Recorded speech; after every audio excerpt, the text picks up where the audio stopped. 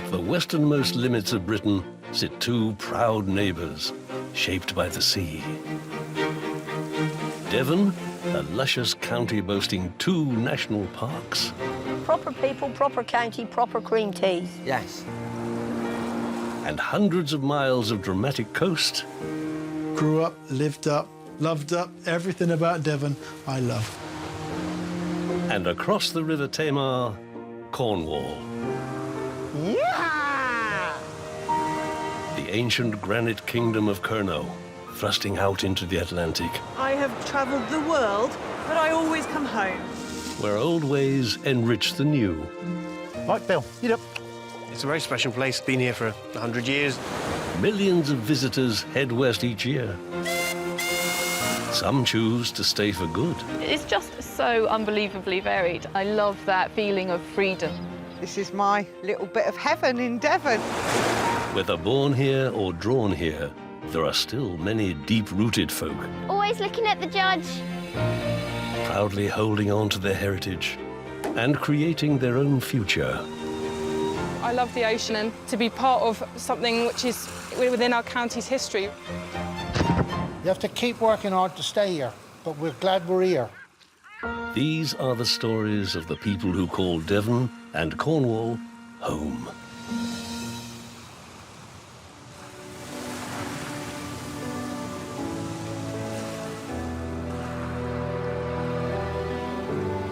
Bathed in the summer sun, the Cornish coast sparkles and enchants. Full of ever-changing beauty and light. Just off the tip of the land of Kernow lie the Isles of Scilly. It's believed the ocean surges first separated the islands just 500 years ago.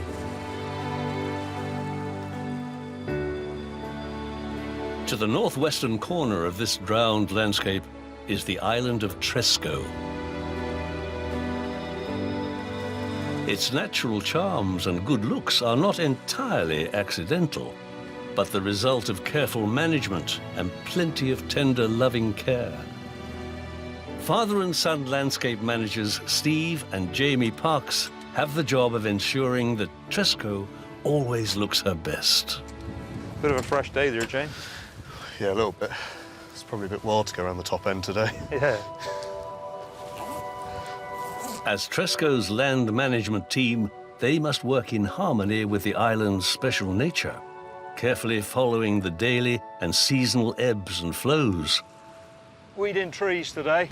We've got an old woodland site on the bottom of the bank here with a lot of bramble and bracken through young trees. So we're trying to get that cleared out a wee bit.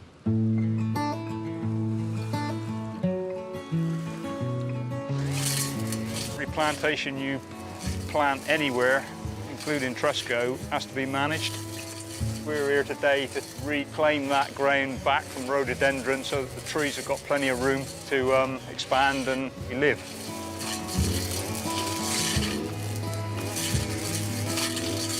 In Tresco's subtropical climate, exotic and native plants constantly jostle for a starring role. Everything is graft, everything's hard work in our line of work, but I can't complain about the view.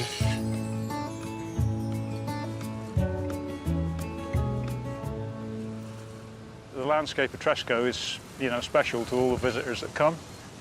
Good. Well, let's crack on. Doing it, yeah.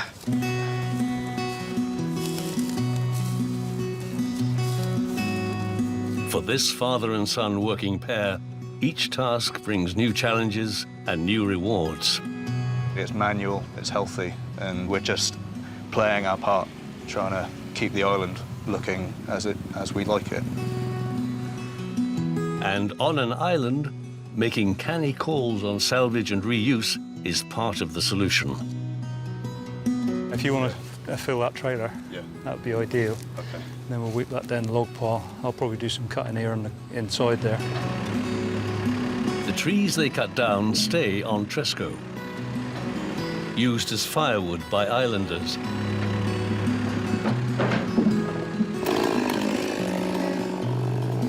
Although born in Kent, Steve moved to Tresco when he was just 3 years old.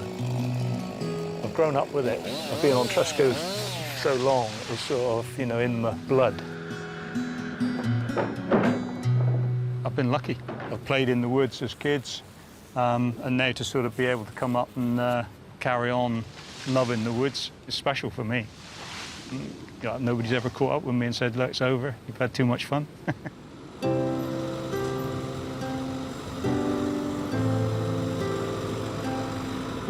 Island life is a thrifty life, and some of the tractors have seen a fair few Selonian seasons. We're not about change unless it's absolutely necessary. The art's a silly way. I think it's all about just making the best of what you've got and just being happy with what you've got, what you get given. Steve and Jamie's measured efforts keep Tresco at her finest. A beautiful, peaceful haven that might as well be a million miles from the manic mainstream.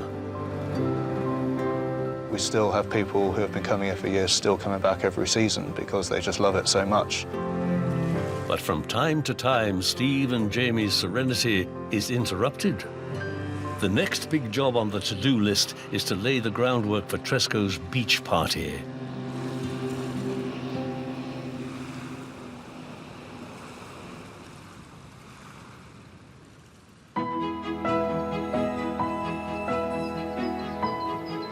The border marches of Devon and Cornwall, a county boundary of rolling hills and shimmering water. At first glance, it's a pastoral paradise. But today, these green fields are the scene of a quiet, woolly revolution, led by farmer Lesley Perrett and a very special flock of sheep. Hello, little one. So this is one of my triplets, and I bottle-fed these ones. Just on the Devon side of the ancient divide is the village of Bradworthy. And it's here, among the rural farms and cottages, that Lesley has made her home. This is Devon, and the other side of the Tamar is Cornwall, so we can look out over both. This is my little bit of heaven in Devon. Originally from Surrey, Lesley fell in love with Brixworthy Farm 13 years ago. Since then, she's become so committed to her adopted county, she's now investing all her energy to save one of its most cherished but threatened rare breeds, the Devon and Cornwall Longwool sheep. Of the Devon and Cornwall Longwools now, there's only about 1,000 left, so they are dying out too quickly, unfortunately, but we're here trying to do a bit to keep them going. This year, Lesley's got a jam-packed summer. Not content with just protecting the sheep, she's developed a passion for showing and breeding them. And today is a big day for her flock. Come on, girlies. With such a small gene pool and the health of the entire breed becoming critical, she constantly needs to freshen up her flock's bloodline. And through shrewd selective breeding, she's hoping to hatch a new generation of brave and beautiful long-wool lambs.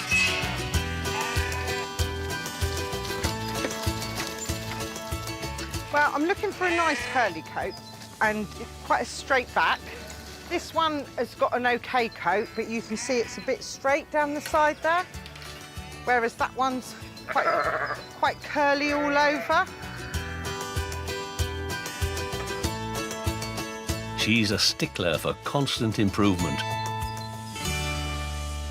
And today's the day for Casper, her homegrown pedigree ram, to find himself pastures new. Casper's 2 years old coming, and he's going to go to the Longwool sale in Exeter. At the sale, I'm going to be purchasing a new ram from another flock that I can then put in with my ladies.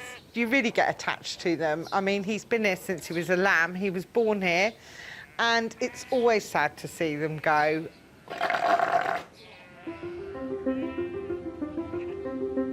Come on then, Cass. Caspar will get to strut his stuff at the auction. But before any bids for him get underway, Lesley needs to make sure he's looking fine and fitty. I want to try and make him as tidy as possible. I just want to fluff his coat up a little bit. They're my world, really. I love the Longwools. It'd be a travesty, really, if they died out. They're a lovely sheep, along with any of our native breed sheep, really. You need that gene pool to keep the breeds going.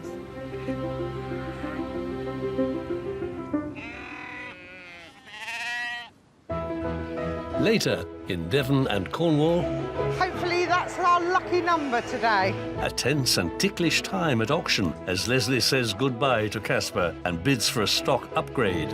I've got a budget I've never spent on a ram before. As Steeplejack would say, be safe, be sensible. And Steeplejack Andrew has a high old time repairing the church clocks. Really clear day, stunning. It's really nice.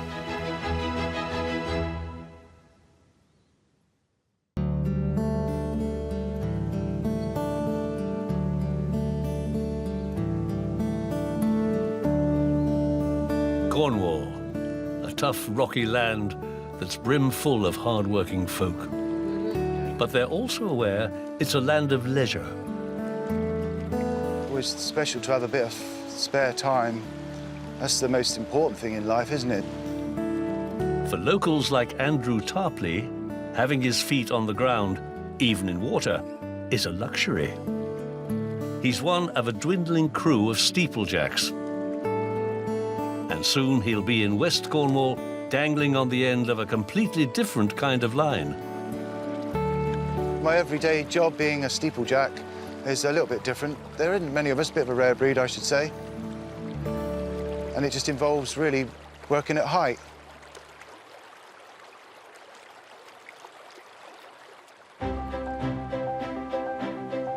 The heights Andrew is due to scale next will see him hanging over the patchwork of an ancient parish.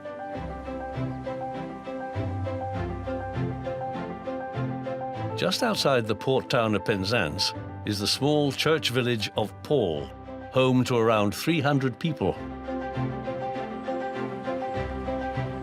Time has caught up with the village church, and Andrew has the tricky task of sprucing up the external clock faces.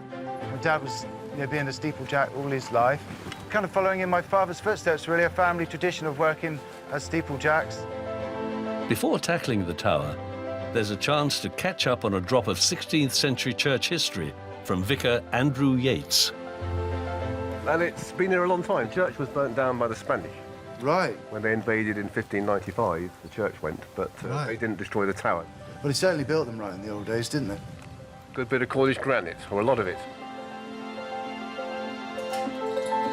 With 2 generations of experience to call upon, Andrew knows and respects the risks of reaching such heights.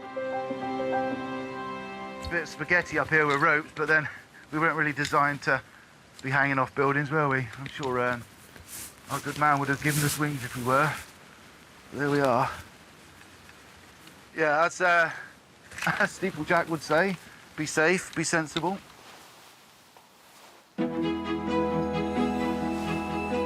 Well, always a little bit nervous. I mean, I think that keeps you on your edge a little bit, doesn't it? But we're used to it. We've been doing it for 30-odd years, so you kind of do get used to it. Andrew and his buddy Lanyon abseil their way down the 89-foot tower. Working on the churches is always a nice thing to be working on. You know, such an old church, the stones could talk and things they could tell. There's character in them, isn't there? Yeah, I love it, absolutely love it. Not many folks get to appreciate the sweeping vistas from such lofty heights, and Andrew doesn't forget it. Really clear day, stunning. It's really nice. Well, it's fantastic. I mean, you've got a view over Ding Dong Mine over here, swing round here, you've got St Michael's Mount just in the background. They clean and preen the clock faces, protecting them against the ravages of time. Good for good few years now. I'm off to the pub for my drink. I don't know about you, Andrew, but thanks for all you've done. Okay, yeah, I'll just get this done up and I might join you for one when I get back down to ground. Yeah, okay. See you soon. Lovely. Thank you. The clock ticks on, and soon Andrew's heady task is complete. All the work's done on the clock face now. All the fixings are fixed and painted and resealed. So yeah, pleased with that. But it's about more than just getting the job done. Andrew is doing his bit to keep his beloved Cornwall in pristine condition and to enjoy her stunning landscape along the way. I couldn't think of any other job I'd like doing anyway, so it allows me to do all the things I want to do. I absolutely love it.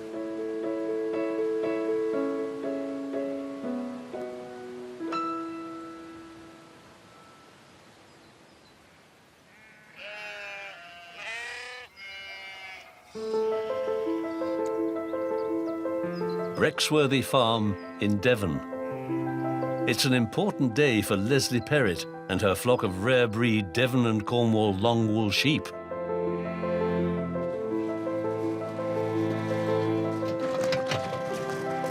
Today she's selling her homegrown ram, Casper, at auction.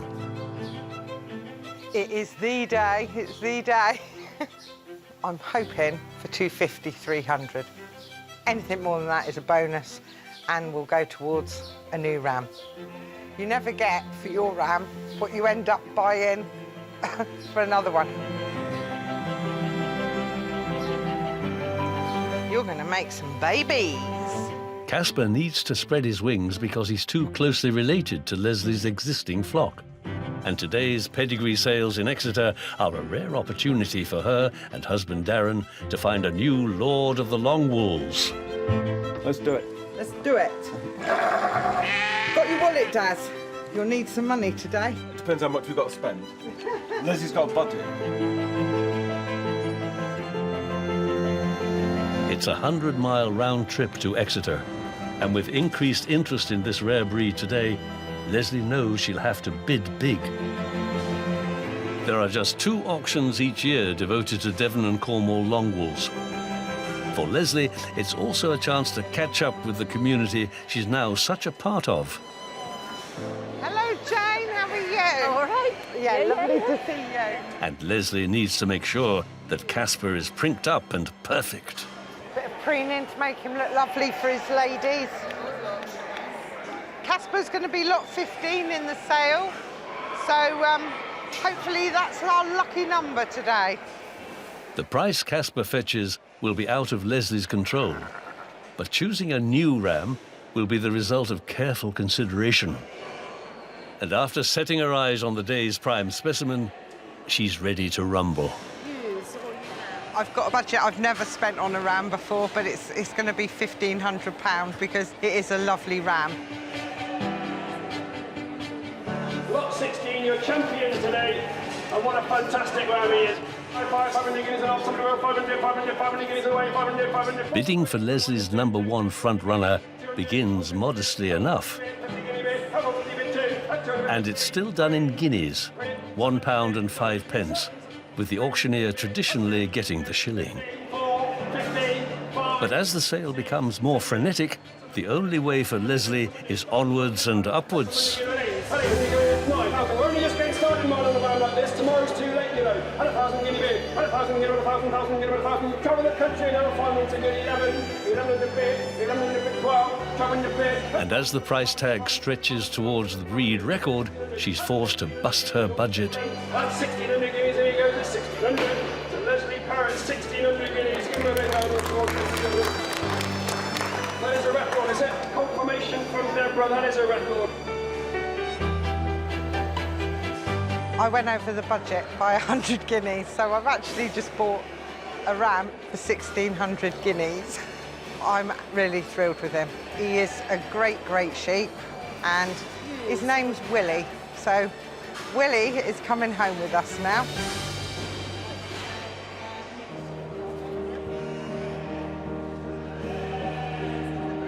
With the big-wig boy secured, it's Casper's turn to parade his wares in the ring.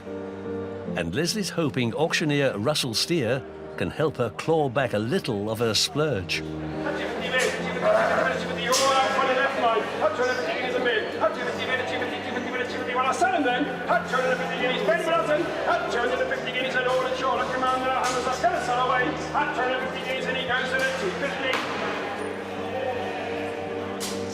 Thank you, Russell. After a brief flurry of bidding, Casper makes 250 guineas.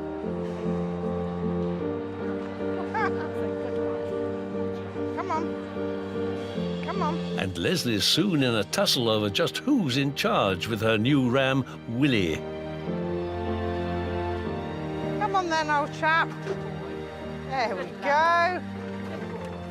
He's safely tucked in now, and we'll get him home and get him ready to meet his ladies.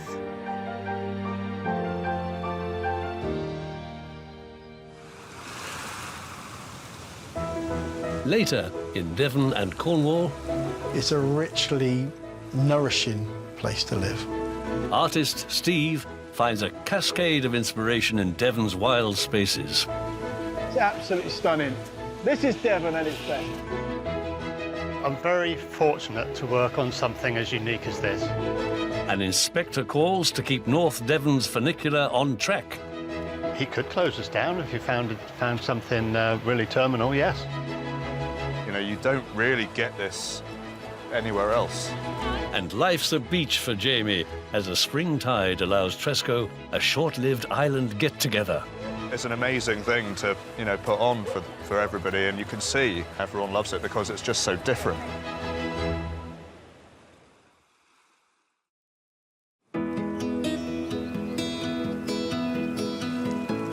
Delightful Devon. Wild moorlands, craggy cliffs, and picture postcard villages. A feast of inspiration for artists and landscape lovers to gorge themselves. Local artist Steve Playdell-Pierce couldn't find a more perfect place to paint even if he wanted to. So I'm Devon born, grew up, brought up, lived up, loved up, everything about Devon I love. It's the dramatic north coast of Devon that Steve calls home, in Woolacombe, 10 miles northwest of Barnstaple. It's a richly nourishing place to live. It has everything here that you need to make you feel whole and grounded. He's lived and painted along the coast around Woolacombe for the past 25 years. I've worked as a surf instructor, an illustrator, painting murals on some of the buildings in the village, and now I paint the beauty of the landscape. It's a painter's delight, really.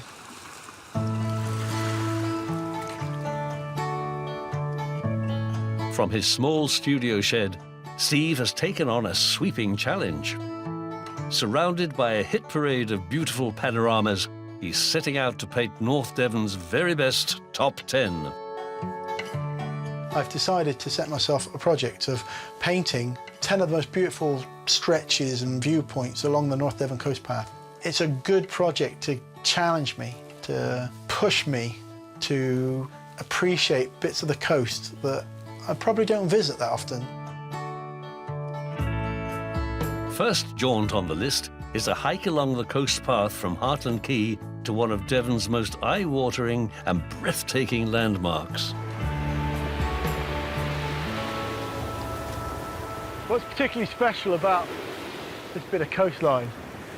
It's so chiseled and angular, and there's a battle going on here. There's the elements, the sea, the wind, the land standing up against it. You could think for millions of years these two have been bashed the living daylights out of it.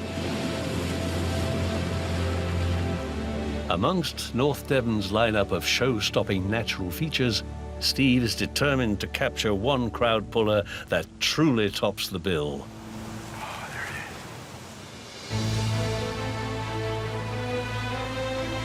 is. The waterfall at Speak's Mill mouth. 157 feet of cascading water, plunging headlong onto the beach from the dizzying cliff tops above. It's absolutely stunning. The way the sun's backlighting it, the stream's really full, the waterfall's flowing beautifully. Great light reflecting off the wet cliff. Gorgeous russet browns in the autumnal ferns as they're receding up to the top of the cliff there. So I'm going to try and just block in big shapes first. So usually I put the darks in, the sky, the big mass areas of colour first. You're just putting down those first colour notes, colour against colour, getting impressions of what's in front of you. This is quite different for me today. This is not the soft sweeping beaches and gentle coves that I'm used to. This is more dramatic, more challenging. This is Devon at its best.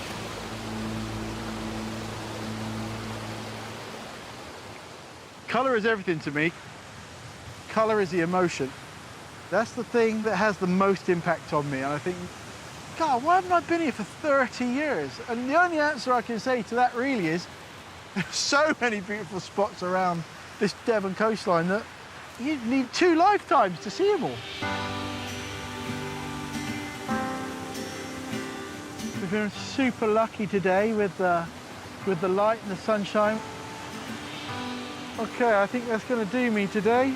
I'm just going to put my little mark on it. Once it's signed, it's done.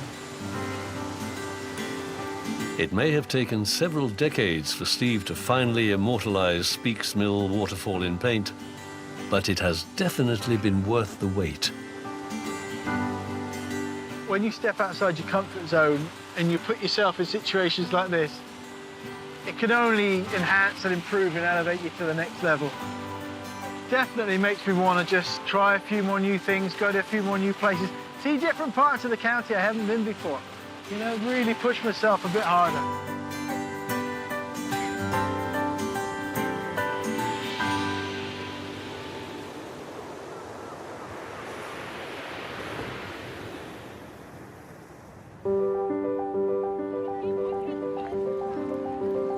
Holsworthy and Stratton Show in Devon. Handily placed on the border with Cornwall, it's one of the biggest events of the year for local farmers from both sides of the River Tamar. Go on. And for Lesley Perrett and her husband Darren, a chance to mingle business and pleasure. It is one of my favourite shows. It's hard to walk round here today without stopping and speaking to people. It's a fun day out.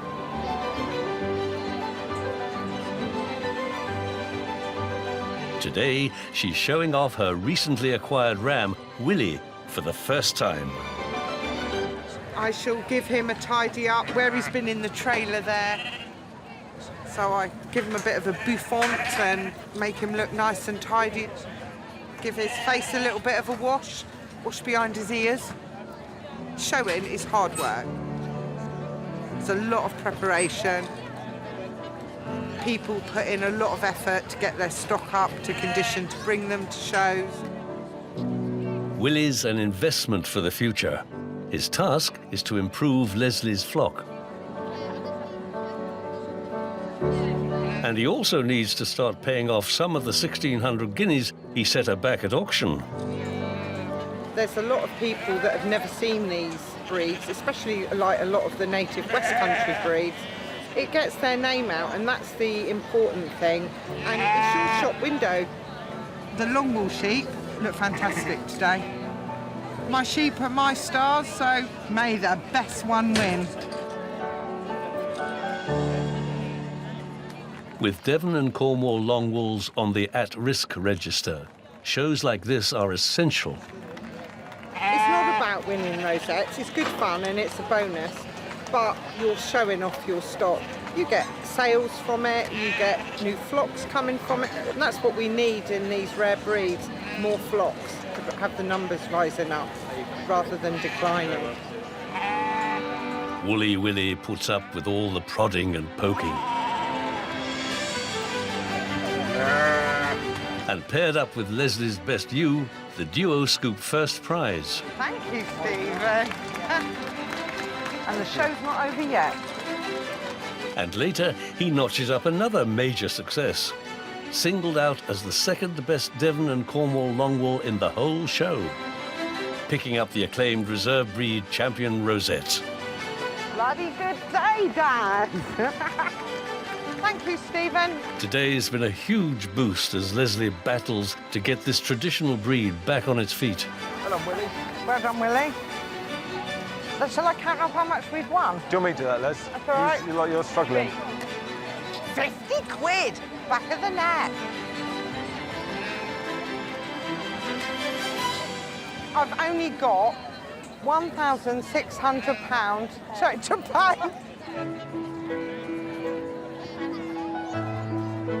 For Willie, it's a bright beginning. But with mating season approaching, he'll need to keep up his prize performance out in the field. It's that time of the year, and pretty much that's all he's thinking about now is a little bit of jiggy-jiggy. I just can't wait to see his babies now. I'd buy him again tomorrow.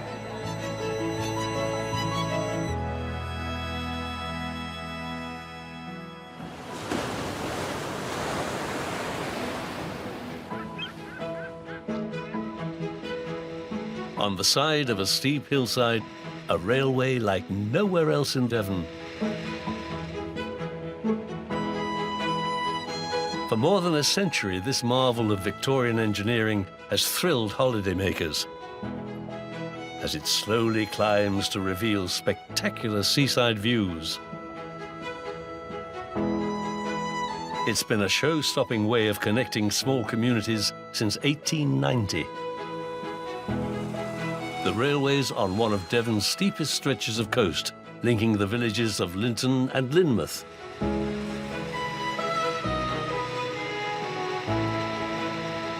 This water-powered Victorian cliff railway now looks very forward-thinking, very 21st century eco-friendly. The car's tanks are filled up at the top from the Lynn River, and those at the bottom are drained into the sea. The ballast of the liquid load then effortlessly carries passengers 500 feet up and down the cliff. I'm very fortunate to work on something as unique as this. For the past 40 years, local boy Ashley Clark has been there for all its ups and downs.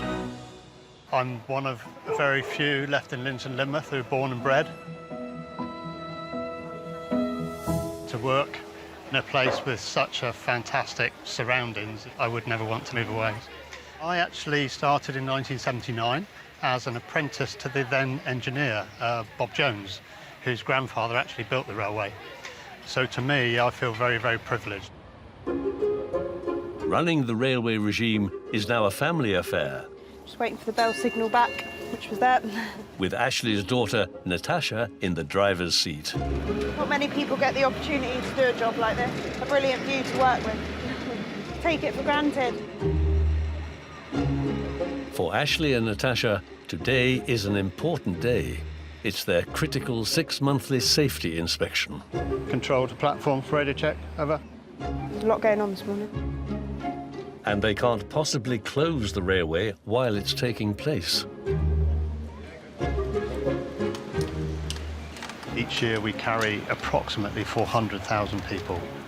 Daylight today, in the middle of August, we'll probably carry about 2,500 people. Do you want some rag, Andy? No, it's okay. You're right. He could close us down if you found something really terminal, yes. With the gravity of 130 years of history on his shoulders, Ashley has to trust in his own expertise and the engineering skills of his forebears. We've always been on the ball with all our equipment ever since I've been here, and I've been here 40 years. So you've got Lynmouth, you've got Linton, and you've got the Cliff Railway. And they're all integral to each other. If we took the railway out of the equation, Linton wouldn't work, Lynmouth wouldn't work. Thankfully, the inspector gives Ashley the all clear. Thanks, Andy. Again. And with the next generation of skilled operators securely on board, Ashley's confident that this venerable community lifeline will be good for another 100 years at least.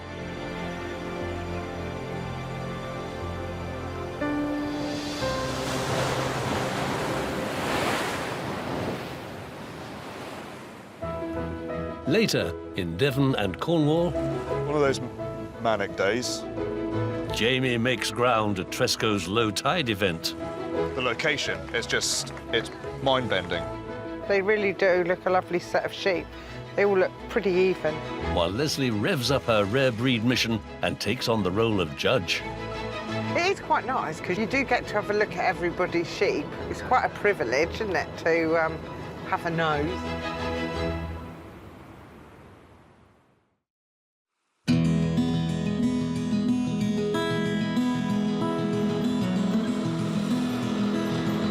Tresco, in the northwestern corner of the Isles of Scilly. A place brimful of peace and tranquility. And for father and son landscape managers Steve and Jamie Parks, whose job is to keep the island looking proper, that's just the way they like it. When you've got all the water just sort of rippling around it, it's like a little paradise. But today's timetable will be reaching a low water high point.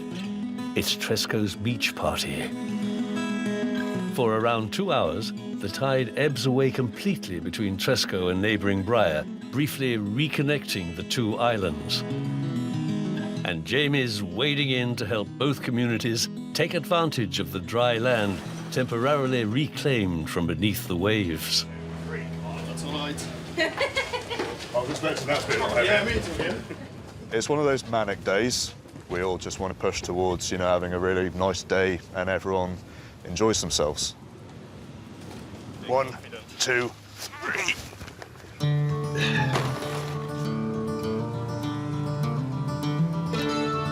As the tide slowly retreats, the islanders make sure everything is ready to quickly set up on this fleeting land bridge. We want it to be different. We want everyone to really get the grasp of why we're doing it. You know, we're stood out in the middle of the channel, full of water, but actually it's not there. And then in 6 hours' time, it'll be 6 metres above us, and it's all very odd. It's nice that we can make it an event. As it has done for over 500 years, the sea gives ground, leaving behind the gift of a golden beach, the perfect venue for a joint party. Right, what else do we need? Here, we're basically done. Knowing the waters will return in less than 2 hours, Jamie and the team must pitch to full bore to get everything ready. I would hope it's time for a beer. Absolutely, yes. That's the intention right now.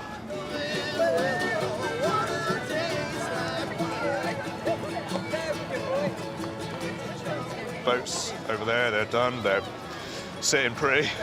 Band's playing in the middle of the channel. Neighbours Tresco and Briar are kidged together once again, and all the locals join in a celebration of their Solonian way of life.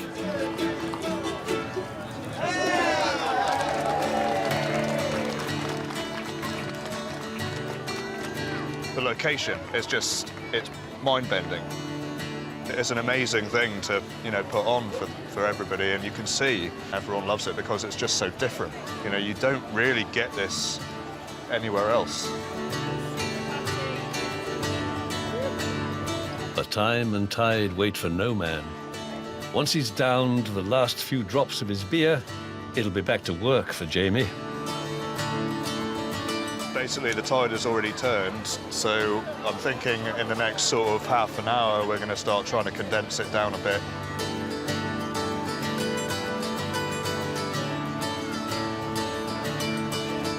The Trig Tide land grab is over.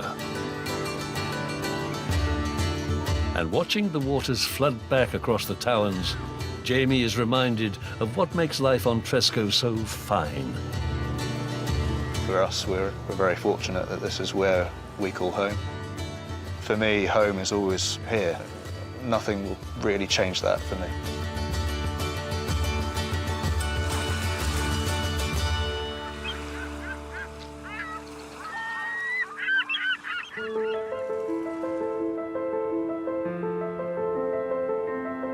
At Brexworthy Farm in Devon, Lesley Perrett's dedication to her rare breed of sheep is about to be put to proper use. Hello, Munchie. For the past 13 years, she's built up an encyclopedic knowledge of the Devon and Cornwall Longwool sheep.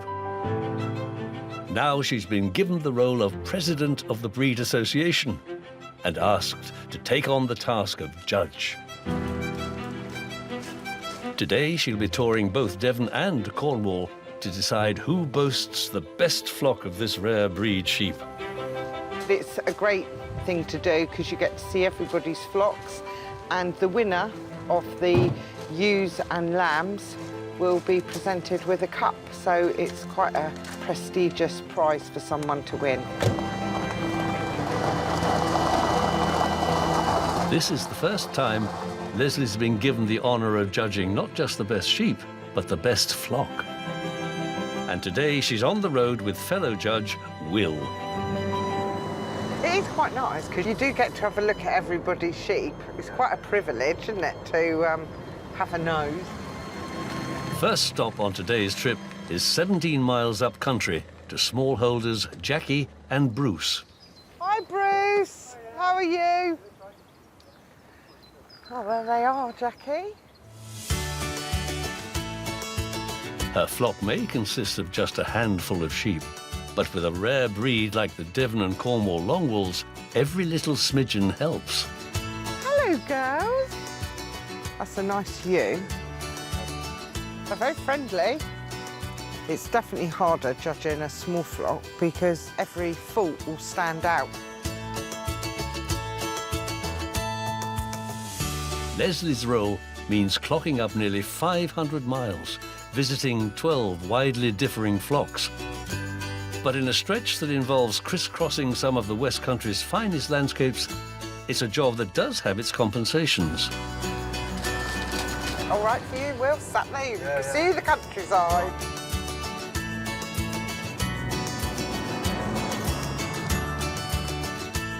From one of the breed's smallest flocks, Lesley's next port of call runs a great mob of sheep.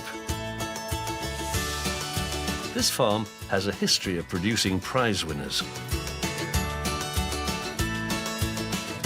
And she's hoping father and son team Mark and David Snell might have some more beauties in the pipeline. Hello, Wilfred. Wow. He's got a good mouth. He's got a good mouth. He's got eyes. He's got eyes, yeah, that's a good thing, isn't it? They're all different sheep, so all the rams are different in personality and looks. Lovely long wool coat on him.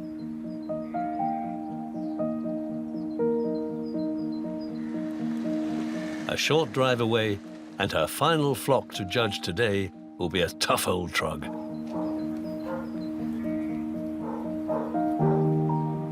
The Snell's neighbour, 71-year-old Melvin Britton, has long been her guide and mentor. Now, it's Lesley's turn to judge him. I shan't change my breed anyway. I'm too set in my ways to change my breed. Got my sheep out here. You got the view. I got my neighbours. What more do I want? It was flocks like this that first sparked Lesley's long wool devotion. They really do look a lovely set of sheep. They all look pretty even. Well, if anyone knows how to keep long wools, it's Melvin. Melvin's yeah, the man. yeah. With such spanking specimens to judge, Lesley has a tough call to make. Well, that's the end to a good day, isn't it, Will?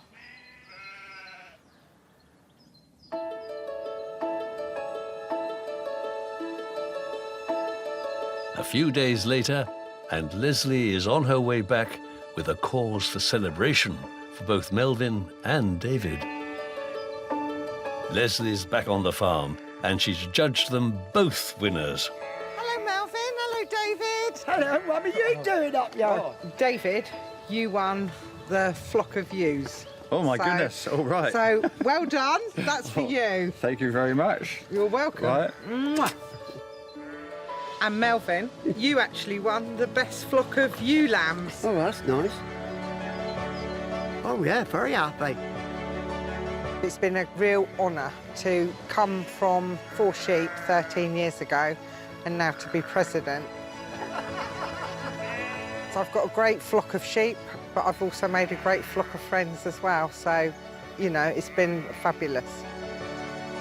When you judge a flock competition, you go all across Devon and Cornwall, and it makes you really appreciate how lucky we are to live in counties like this. It's just lovely, lovely. Couldn't be anywhere better, really.